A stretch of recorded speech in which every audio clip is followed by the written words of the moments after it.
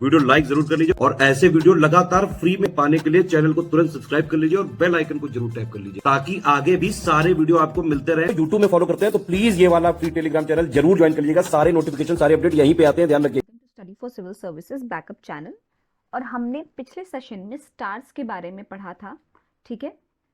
आप प्लेलिस्ट में जाके देख भी सकते हैं, स्टार्स के बारे में हमने डिस्कशन किया था पिछले सेशन में।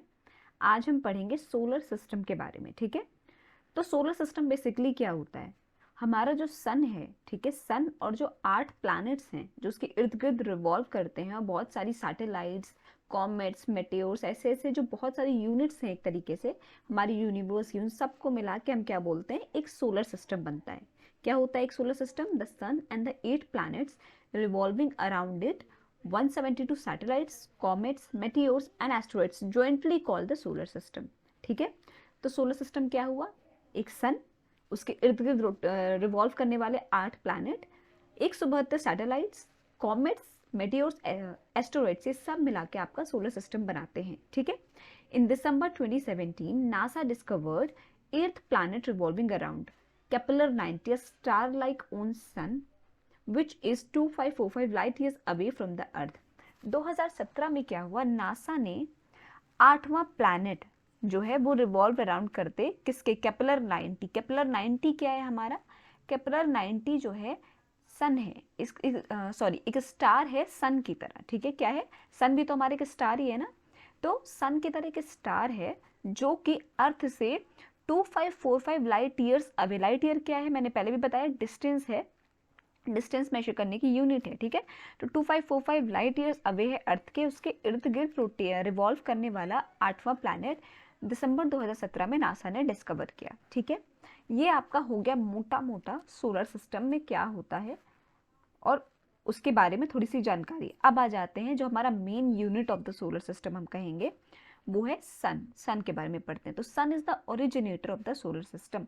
ओरिजिनेटर कौन है सोलर सिस्टम का? तो सन है। It is a star which provides energy and light. देखिए हमने पहले भी पढ़ा है, स्टार क्या होता है? जो भी चीज जिसके पास खुद की हीट हो और लाइट हो उसे हम स्टार बोलते हैं, ठीक है। स्टार न्यूक्लियर फ्यूजन से बनता है। अब सन क्योंकि एक स्टार है तो उसके पास अपनी एक जो है लाइट और हीट है, through which it provides energy and light. The source of sun energy is nuclear fusion, ठीक है। हमने पहले भी पढ़ा है कि स्टार में न्यूक्लियर फ्यूजन नाम का एक रिएक्शन होता है। उसमें क्या होता है? हाइड्रोजन गैस आपकी हीलियम में तब्दील होती है, ठीक है। तो जो सोर्स जिस सोर्स की वजह से सन हमें एनर्जी और लाइट प्रोवाइड करता है, वो सोर्स क्या है? न्यूक्लियर फ्यूजन है। सन की एनर्जी का सोर्स क्या है? न्यूक्लियर फ्यूजन, ठीक है। अब स्ट्रक्चर ऑफ सन पे आते हैं। तो the part of the sun that is visible through our eyes, ठीक है, is called as photosphere. Sun के उस भाग को जिसको हम अपनी आंखों से देख सकते हैं उसे क्या बोलते हैं? फोटोस्फीयर, ठीक। The outermost part of the sun which is visible only at the time of solar eclipse is called corona. अब outer part of the sun जो कि हमें रोजमर्रा के टाइम पे नहीं दिखती है, केवल और केवल सोलर एक्लिप्स के टाइम पे विजिबल होती है, उस पार्ट को क्या बोलते हैं? कोरोना, ठीक है।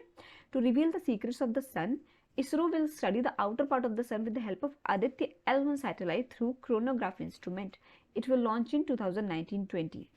ये देखिए, इसरो ने पढ़ने के लिए जो है सन के सीक्रेट्स को रिवील करने के लिए इसरो ने क्या किया?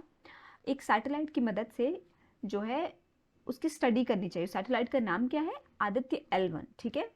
उसे लॉन्च किया गया 2019-20 में। The Parker solar probe is a mission proposed by NASA to study the atmosphere of the sun. अब एक क्वेश्चन यहाँ से बन सकता है कि नासा द्वारा सन के एटमॉस्फेयर को स्टडी करने के लिए जो मिशन लागू किया गया या प्रपोज किया गया, उसका नाम क्या था? उसका नाम था द पार्कर सोलर प्रोब, ठीक है। कौन सा? The Parker solar probe mission. किस चीज के लिए था ये? सन के एटमॉस्फेयर को स्टडी करने के लिए। किसके द्वारा दिया गया? तो नासा के थ्रू ये प्रपोज किया गया, ठीक है। तो हमने आज क्या पढ़ा है कि जो पार्ट सन का जो हम विजिबल अपनी आंखों से, अपने नेत्रों से देख सकते हैं उसे बोलते हैं photosphere. Outermost part of the sun जो कि हमें हर समय विजिबल नहीं होता, केवल सोलर एक्लिप्स के टाइम विजिबल होता है, उसे कहते हैं कोरोना, ठीक है। अब प्लैनेट्स पे आते हैं। तो हम वैसे तो कितने प्लैनेट्स नोन है? पहले तो हम प्लूटो को भी प्लैनेट काउंट करते थे, बट क्योंकि उसका साइज बहुत छोटा है तो उसे हम अब डार्क प्लैनेट के कैटेगरी में डाल दिया गया है, वो एज अ प्लैनेट काउंट नहीं होता, ठीक। अब हम देखते हैं कि प्लैनेट्स होते क्या हैं। ठीक, the lightless celestial bodies orbiting the sun are called planets. क्या है the lightless celestial bodies? Planet के पास, हमारे पास खुद की लाइट नहीं है, प्लैनेट्स के पास क्या होती है, खुद की लाइट नहीं होती है। ठीक है, वो लाइटलेस सेलेस्टियल बॉडीज होती हैं। ठीक है, वो सन के इर्द गिर्द रिवॉल्व करती हैं ऑर्बिट में। ठीक है, और क्या वो, उनको लाइट कहाँ से मिलता है, हमको रोशनी कहाँ से मिलती है, हमें सन के थ्रू लाइट मिलती है। ठीक है, ऊपर भी पढ़ा था हमने, देखिए सन प्रोवाइड्स एनर्जी एंड लाइट। ठीक है, तो सन के थ्रू प्लैनेट्स को लाइट मिलती है, एनर्जी मिलती है। तो the lightless celestial bodies orbiting the stars, ऐसी लाइटलेस सेलेस्टियल बॉडीज जो स्टार को ऑर्बिट करती है। अब सन क्या हमारे एक स्टार है। ठीक है, तो उन ऐसी बॉडीज को क्या बोलते हैं, ऐसी बॉडीज को प्लैनेट्स बोलते हैं। All the planets orbiting the sun in the west to east direction, सारे प्लैनेट्स क्या है, सन को किस डायरेक्शन में, बहुत इंपॉर्टेंट लाइन है कि सन को ऑर्बिट करते हैं सारे प्लैनेट्स किस डायरेक्शन में, वेस्ट टू ईस्ट। पर वीनस और यूरेनस ऐसे दो प्लैनेट हैं जो कि ईस्ट से वेस्ट डायरेक्शन में रिवॉल्व करते हैं सन के इर्द गिर्द। ठीक है, सारे प्लैनेट्स, हमारा अर्थ भी वेस्ट टू ईस्ट में ही रिवॉल्व करता है सन के ऑर्बिट में, बट वीनस और यूरेनस जो है ईस्ट से वेस्ट डायरेक्शन में रिवॉल्व करते हैं। ठीक है, आज का सेशन यहाँ पे एंड करते हैं। डिटेल में कल पढ़ेंगे प्लैनेट्स के बारे में। आई होप आपको समझ में आया होगा। कोई भी डाउट हो तो प्लीज़ कमेंट सेक्शन में कमेंट करके ज़रूर बताइएगा। और अभी तक अगर आपने चैनल को लाइक शेयर सब्सक्राइब नहीं किया है तो प्लीज़ कीजिए और बेल बटन को प्रेस करना ना भूलिए। Thank you so much for watching.